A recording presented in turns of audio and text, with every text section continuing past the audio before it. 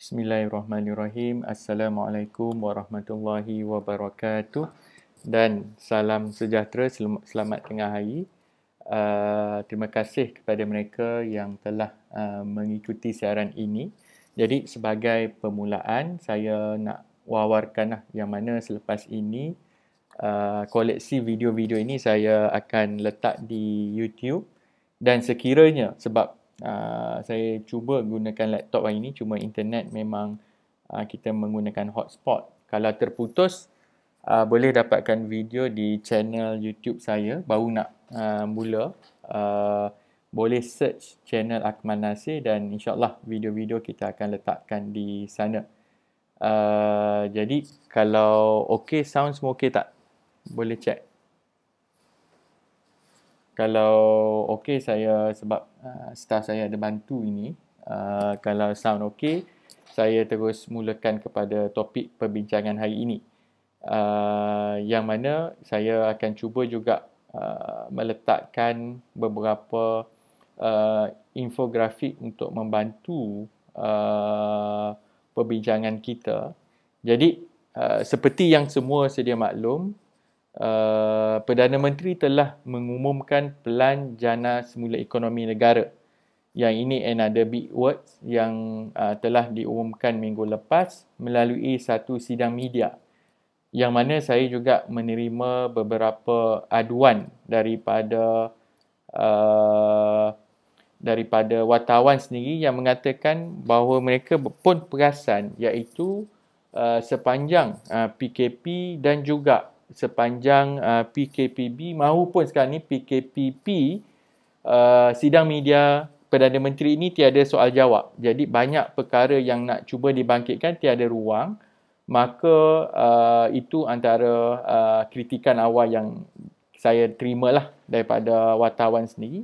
Malah walaupun usaha ini nampak baik, tapi bagi saya dari awal lagi dia punya langkah itu dah tersilap.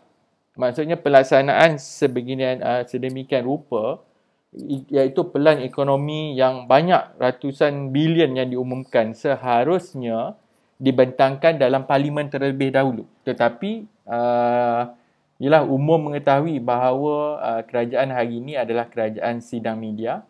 Maka saya pun akan jadi pembangkang Facebook lah sebab parlimen tak dibuka. Jadi pertama sekali, sebarang perbelanjaan dan penggunaan ataupun pengeluaran wang rakyat itu perlu melalui kelulusan parlimen. Sebab parlimen itulah yang menetapkan dalam soal dasar, terutamanya yang berkaitan dengan keuangan. Maka yang ini perlu mendapat kelulusan parlimen, malangnya tidak berlaku. Jadi kalau kita lihat pun, I think selain daripada pengumuman Perdana Menteri, Menteri Kewangan juga telah sebut bahawa untuk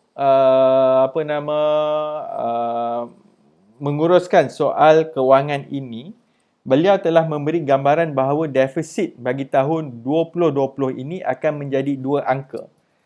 Jadi yang ini sebenarnya amat merisaukan. Kita akur bila kita tahu kerajaan tutup ekonomi dengan adanya PKP dan sebagainya.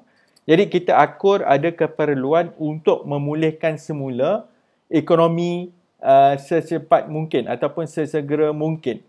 Tetapi apa yang berlaku sekarang ini, bila Perdana Menteri sendiri umum melalui sidang media sahaja yang melibatkan kos beratusan bilion ringgit. Tetapi apa pula selepas ini yang mereka akan langgar? Jadi yang ini bagi saya sebagai rakyat, kita ada hak nak tahu. Sebab lepas ni apa lagi pengumuman yang dibuat?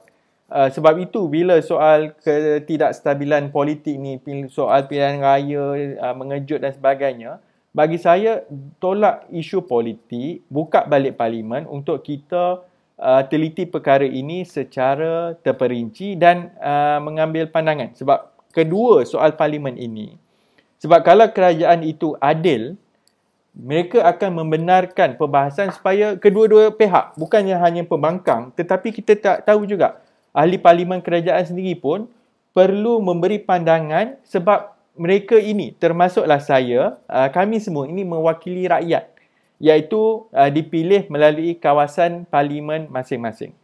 Jadi saya sebagai contoh mewakili Parlimen Johor Bahru, sudah pasti saya punya pendirian ataupun kekhawatiran saya ini tertumpu kepada isu bandar, isu separa bandar post PKP ini, sebab kami ini jelah di bandaraya. Isu yang utama pasti soal kos sara hidup, soal peniaga-peniaga kecil, dan juga sebagai ketua MK pun untuk perspektif anak muda sekarang ini macam mana. Jadi sebab itu parlimen ini perlu diadakan, bukan hanya soal nak menghentam dan pandangan itu seolah-olah pembangkang ni kerja membangkang. Sebenarnya pengutaraan ataupun kekhawatiran ini kalangan ahli parlimen kerajaan pun ada ruang untuk bersuara. Dan ketiga, yang ini paling penting, sebab apabila pandangan ini kita kumpul garapkan, maka ahli-ahli parlimen ni baru boleh mainkan peranan semak dan imbang.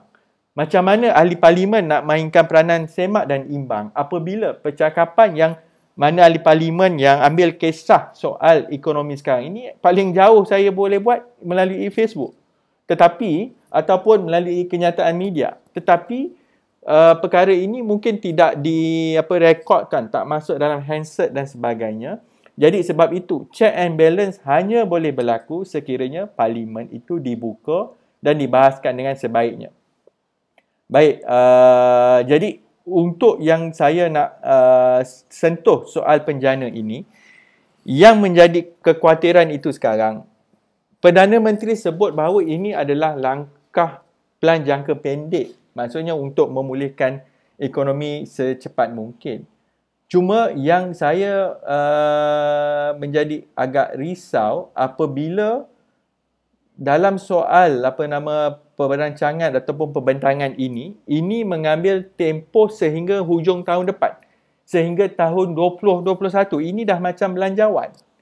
Jadi tidak wajar kalau kerajaan nak tolak peranan parlimen, sedangkan kalau kita tengok pelan-pelan pemulihan negara lain, soal ekonomi sekarang ini bukan soal Malaysia sahaja terkesan.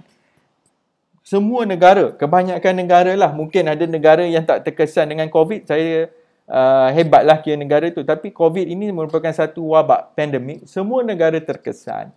Tetapi negara lain, pelan mereka ini dibentangkan dengan teratur dalam parlimen masing-masing. Sebab mereka perlu mendapat mandat dan kelulusan pembuat dasar. Jadi saya akan teruskan ulasan ini sebab sebagai memenuhi tanggungjawab accountability dan keterbukaan supaya rakyat kebanyakan kepentingan mereka itu dijagalah. Yang mana bagi mereka, saya lihat, saya cuba juga baca komen-komen ini, saya alu-alukan komen mereka di Facebook saya ini. Tapi kalau ada mereka yang nak mendengar lambungan pujian, boleh ikuti agensi berita kerajaan. Yang itu kalau cerita seolah-olah ekonomi ni yang paling baik lah, dengan upah penulis dan sebagainya. Tapi bagi saya nak lebih telus dan ada accountability.